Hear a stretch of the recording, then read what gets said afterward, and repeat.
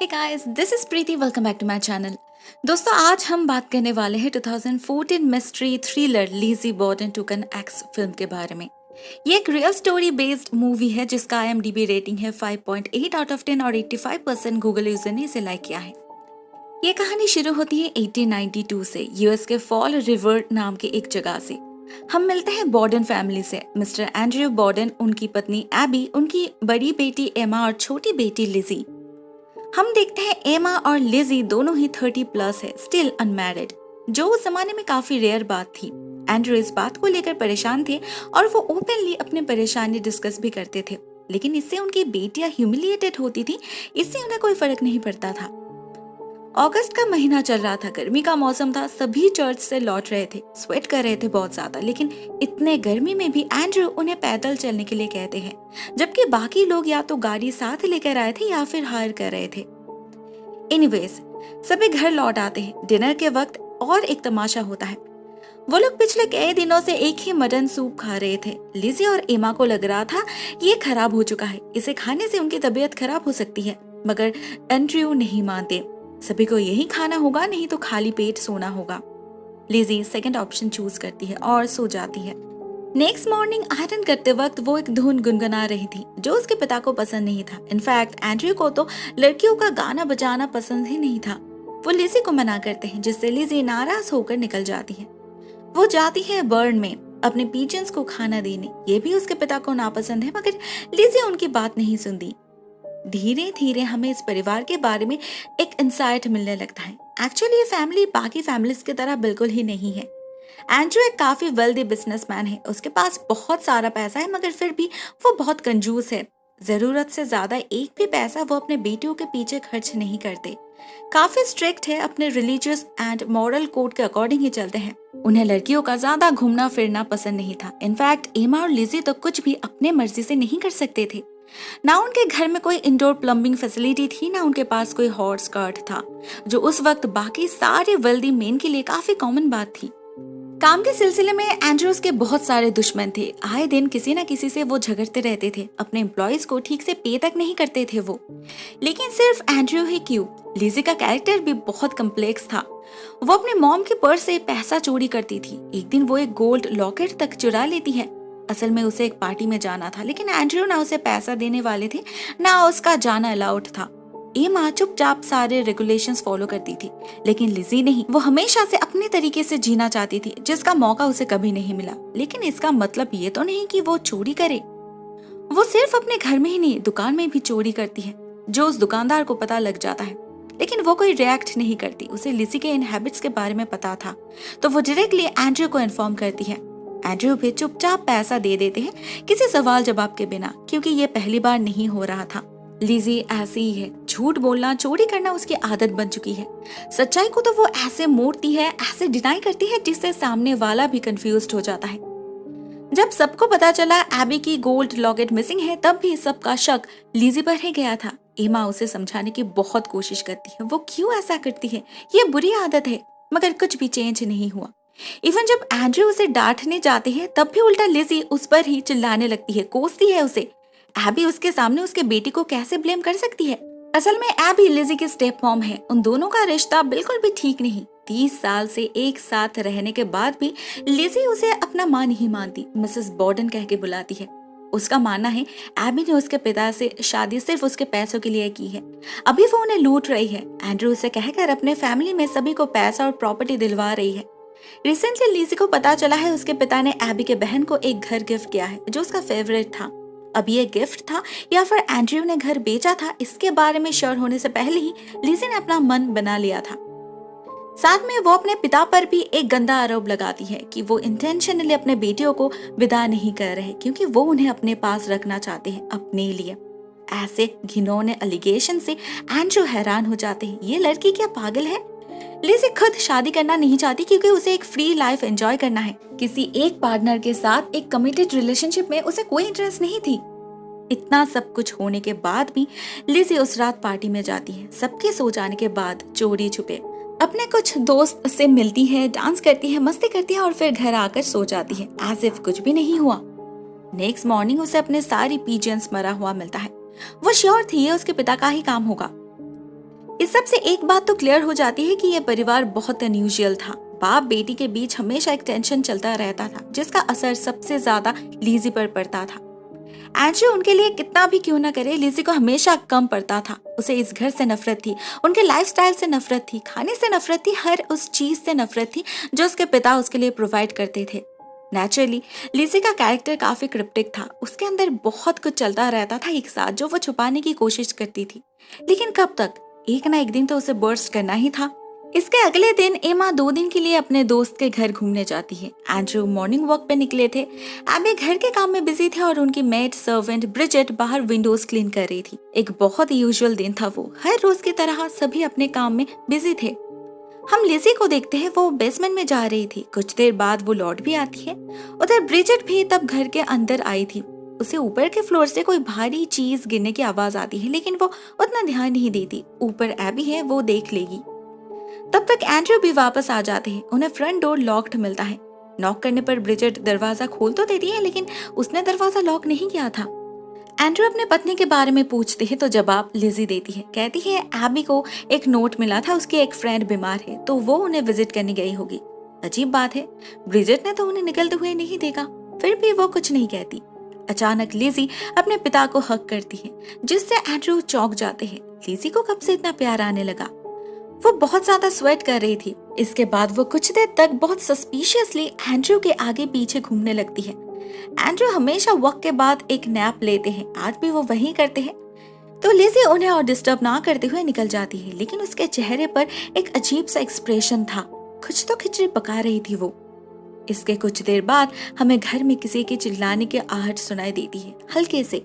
Lizzie जाती है check करने तो उसे उसके पिता मरा हुआ मिलता है। किसी ने ब्रूटली उसका खून कर दिया था। लिज़ी जोर से चिल्लाती है, जिसे सुनकर ब्रिजेट अंदर आ जाती है। एंड्रयू के ऐसे हालत से वो भी बहुत ज्यादा शॉक्ड हो चुकी थी। वो किसी तरह खुद को संभालती है, लोकल डॉक्टर को इन्फॉर्म करती है, जो एंड्रयू का दोस्त भी था। देखते ही देखते घर के सामने लोग जमा होने लगते हैं। पुलिस आती है, लिज़ी की दोस्त एलिस भी आती है। सभी एबी को ढूंढ रहे थे। अचानक लिज़ी ब्रिजेट को ऊपर चेक करने के लिए कहती है, और जब ब्रिजेट ऊपर चेक करती है तो उसे वहां एबी की लाश मिलती है। उसे भी इक्वली ब्रूटल तरीके से मारा गया था। इन्वेस्टिगेशन स्टार्ट होता है। एक ऑफिसर लिज़ी के हाथ पैर और उसका कपड़ा चेक करते हैं और प्राइमरी इंक्वायरी भी करते हैं। लिज़ी का जवाब बहुत अजीब था। वो कहती है, जब घर में ये सब हो रहा था तो फर्म में थी, अपने फिशिंग इक्विपमेंट्स को ढूंढ रही थी वो, क्योंकि वो लोग नेक्स्ट वीक फिशिंग करने जाने वाले हैं। और हाँ, वो पेयर्स खा रही थी, एक नहीं 3। ऑफिसर को उसकी बातें अटपटा लगती है, बहुत अजीब लगती है। ऐसे सिचुएशन में वो क्या खा रही थी, कितने नंबर्स में, ये कौन सुनना चाहता है? लिज़ी को ये पता है कि ऑफिसर उसके शरीर पे कोई ब्लड स्टेन है कि नहीं चेक कर रहे हैं, लेकिन उसे ये नहीं पता कि ऐसे में कौन से डिटेल्स इंपॉर्टेंट है। उसके पेरेंट्स का खून हो गया है। इससे ज्यादा वो इस घर में इतने सारे लोगों को देखकर एक्साइटेड थी, और बॉडीज को क्यों डिनर टेबल पे रखा गया है इसे लेकर परेशान थी। ऑफिसर को लगता है शौक की वजह से लिज़ी ये सब कर रही है। वो उसे और कुछ नहीं पूछते, मगर उसे लिज़ी के ड्रेस पर एक हल्का सा दाग जरूर दिखता है, अ फेडेड स्टेन, जिसके बारे में लिज़ी कहती है ये सूप का दाग होगा। वो बार बार एक ही बात बोलती जा रही थी कि कोई बाहर से अंदर आया और फादर का खून कर दिया, लेकिन फोर्स्ड एंट्री की कोई साइन नहीं थी, ना कोई स्ट्रगल मार्क्स, ना कोई चीज चोरी हुई थी। एक सीनियर ऑफिसर मिस्टर नल्टन को शक होता है। वो बार बार लिज़ी से सवाल करते हैं क्या वो अपने पेरेंट्स से प्यार करती थी। तब तक एमा घर वापस आ चुकी थी। वो अपने बहन को डिफेंड करती है। कैसे बेहुदा सवाल है ये। मिस्टर नल्टन और कुछ नहीं पूछते, बॉडीज को लेकर वापस चले जाते हैं। घर खाली होने के बाद 2 बहन आपस में बातें करने लगते हैं। एमा विजिबली अपसेट थी, शॉक्ड भी, लेकिन लिज़ी कुछ ज्यादा ही कंपोज्ड लग रही थी। ऐसे वक्त भी उसे भूख लग रही थी। वो एलिस को घर भेजती है रोस्टेड लैम्प लाने के लिए, और एमा से कहती है उन्हें किसी और घर में शिफ्ट हो जाना चाहिए, किसी बेटर प्लेस में। एमा हैरान होकर अपने बहन को देख रही थी। उसके दिमाग में बार बार एक ही सवाल आ रहा था, एंड्रयू को ऐसे हालत में देखकर भी लिज़ी को डर नहीं लगा? वो घर से भागी क्यों नहीं? जिसका जवाब लिज़ी बहुत कैजुअली देती है। वो नहीं भागी क्योंकि उसे पता था खून करने के बाद खून ही भागते हैं क्राइम सीन से। वो नहीं चाहती थी कोई उस पर शक करे, लेकिन ये जवाब एमा के दिल में शक पैदा करने के लिए काफी था। इनफैक्ट जब उन्हें पुलिस स्टेशन बुलाया जाता है, लिज़ी बहुत एक्साइटेड हो जाती है, ऐसे कोई बहुत खुशी की बात है। उधर लिज़ी की ये strange and extra composed behaviour mister Knowlton को भी नजर आई थी। ऐसे बर्ताव वही करते हैं जो कुछ छुपाना चाहते हैं। मिस्टर नल्टन इन अ वे श्योर थे ये लिज़ी का ही काम है, कोई बाहर वाले का नहीं। एबी का खून सुबह 9 बजे हुआ था और एंड्रयू का 11 बजे, मतलब 2 घंटे तक खून ही उनके घर में छुपा रहा और किसी ने नोटिस ही नहीं किया। Impossible. It was all pre planned. Knowlton को लगता है लिज़ी ने इंटेंशनली एबी का खून पहले किया, जिससे एंड्रयू को मारने के बाद सारे प्रॉपर्टी और पैसे उसके बेटियों को मिले। She is a cold blooded murderer. Bodies को फॉरेंसिक के लिए भेजा जाता है और इधर शुरू होता है इंटेरोगेशन। ये ऑफिसर नल्टन बहुत कोशिश करते हैं लिज़ी से सच उगलवाने के लिए, मगर लिज़ी जो एक पैथोलॉजिकल लायर है, उसे मैनिपुलेट करना इतना इजी नहीं होने वाला। ऑफिसर्स उसके घर पर नजर रखने लगे, लेकिन वो देख ही नहीं पाए एक रात लिज़ी अपने घर के बेसमेंट में कुछ वॉश कर रही थी, एक एक्स। लेकिन पुलिस ने तो घर में मौजूद सारे टूल्स सीज कर लिया था, तो ये कहां से आ गई? और लिज़ी इतने रात गए चोरी छुपी इसे वॉश क्यों कर रही? कहीं इसलिए तो नहीं कि उसने इसी एक्स से अपने पेरेंट्स का खून किया था? इस सब से अनजान पुलिस अपने तरीके से कोशिश कर रही थी इस केस को सॉल्व करने की। फॉरेंसिक से उन्हें पता चलता है एंड्रयू को 11 टाइम स्ट्राइक किया गया था, जहां सिर्फ एक स्ट्राइक ही जानलेवा था, तो बाकी स्ट्राइक्स क्यों? ये कोई चोर या फिर कोई घुसपैठिया का काम नहीं हो सकता। It was an act of pure hatred. Officer Knowlton desperately कोशिश कर रहे थे। सारे एलिमेंट्स कितना ऑब्वियस है, मगर फिर भी उन्हें साबित किया नहीं जा सकता। इस केस में बस एक ही वे आउट था, वो है लिज़ी का कन्फेशन। उन्हें इंटेरोगेशन के दौरान लिज़ी के बातों में इनकंसिस्टेंसी नजर आई थी। वो कभी कह रही थी कि वो ऊपर थी, कभी कह रही थी वो नीचे थी किचन में, कभी कह रही थी बेसमेंट में उस फिशिंग हुक को ढूंढ रही थी जो उसके घर में कभी था ही नहीं, तो कभी कह रही थी कि वो कभी बेसमेंट में गई ही नहीं। साथ में उसके बातों से ये बिल्कुल क्लियर हो चुका था कि वो एबी से नफरत करती थी। सभी ऑलमोस्ट कन्विंस्ड थे कि यही खूनी है, लेकिन एक औरत इतनी ब्रूटल हो सकती है ये हजम करना मुश्किल हो रहा था। लेकिन इस सब के बीच लिज़ी ने एक गड़बड़ कर दी। मर्डर के दिन उसने जो ड्रेस पहनी थी उसे सबमिट करने के लिए कहा गया था। ऑफिसर नल्टन को शक था उस पर वो दाग किसी सूप का नहीं खून का था। अब सच क्या था वो तो कभी पता नहीं चल पाया, क्योंकि उसी रात लिज़ी ने उस ड्रेस को जला दिया। एमा ने बहुत बार मना किया, फिर भी वो नहीं रुकी। ब्रिजेट लास्ट कुछ दिनों से उसका बिहेवियर ऑब्जर्व कर रही थी। उसे लिज़ी का इमोशन फोर्स्ड लग रहा था, वो फेक कर रही थी। तो जब पुलिस ने उसे इंटेरोगेट किया, उसने सब कुछ बता दिया, उसे जो पता था और उसे जो लगता था, सब कुछ। वो पिछले कई सालों से इस घर में काम करती थी, कभी कोई प्रॉब्लम नहीं हुई, मगर इस हादसे के बाद ही लिज़ी ने उसे नौकरी से निकाल दिया। लिज़ी को रात में नींद नहीं आती थी। आंख बंद करने से वो हॉरिबल फ्लैशबैक्स नजर आते थे उसे। स्ट्रेस और एंजाइटी के कारण उसे डॉक्टर से मेडिसिन भी लेनी पड़ी, फिर भी वो रात भर जगी रहती थी, घूमती रहती थी अंधेरे घर में। उसे डर था कहीं कोई उस पर शक तो नहीं कर रहा। उसके ऐसे बिहेवियर से एमा को बहुत डर लगता था। वो दरवाजा लॉक करके सोने लगी थी। फाइनली एक दिन ऑफिसर नल्टन के कहने पर उसे अरेस्ट किया जाता है। जेल में उससे मिलने आते हैं उसके लॉयर मिस्टर जेनिंग्स। वो उसे समझाने लगते हैं अभी सिचुएशन कितना क्रूशियल है, उसका केस हेडलाइन बन चुका है। लिज़ी को हर एक बात बहुत सोच समझ के बोलनी है, मगर ऐसे में भी लिज़ी पेपर में उसकी कौन सी फोटो छपी इसे लेकर एक्साइटेड थी। ट्रायल शुरू होती है। एक एक करके सभी विटनेसेस को बुलाया जाता है, ब्रिजेट, एलिस, साथ में प्राइमरी इन्वेस्टिगेटर और फॉरेंसिक एक्सपर्ट को भी। सवाल तो बहुत सारे थे, सर्कमस्टेंशियल एविडेंस भी थे, कुछ उसके सपोर्ट में कुछ उसके खिलाफ, मगर किसी भी एक नतीजे पे पहुंचना मुश्किल हो रहा था। अराउंड दैट टाइम शहर में ऐसा ही और एक खून होता है, एक्स मर्डर, जिससे लोगों को ये लगने लगता है कि शायद ये मर्डर्स इंटरलिंक्ड है। फाइनली आती है एमा की बारी। उसे इंटेरोगेट की जाती है, जहां वो डेलिबरेटली झूठ कहती है। उसे पता था उसकी बहन कितनी शॉर्ट टेम्पर्ड है, गुस्सा आने पर वायलेंट हो जाती है। लिज़ी के सारे बैड हैबिट्स के बारे में उसे पता था, फिर भी वो कोर्ट में अपने बहन को बचाने की कोशिश करती है। सभी के साथ साथ खुद को समझाती है कि लिज़ी ऐसा घिनौना काम नहीं कर सकती। इनफैक्ट वो ड्रेस वाली बात अपने ऊपर ले लेती है, कहती है उसने ही लिज़ी को कहा था उस पुराने ड्रेस को जलाने के लिए। कुछ दिनों तक ऐसा ही चलता रहा। मीडिया वाले कवर करते रहे और लिज़ी को फुटेज मिलता रहा। एट लास्ट किसी फिजिकल एविडेंस के अब्सेंस के कारण लिज़ी को रिहा कर दिया गया। मिस्टर नल्टन कुछ नहीं कर पाए।